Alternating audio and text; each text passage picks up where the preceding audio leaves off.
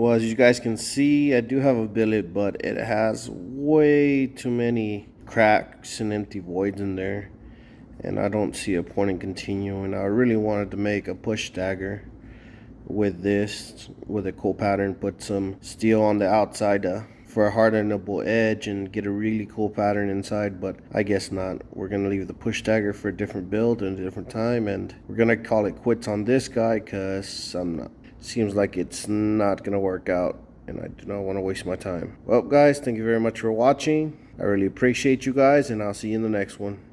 Peace.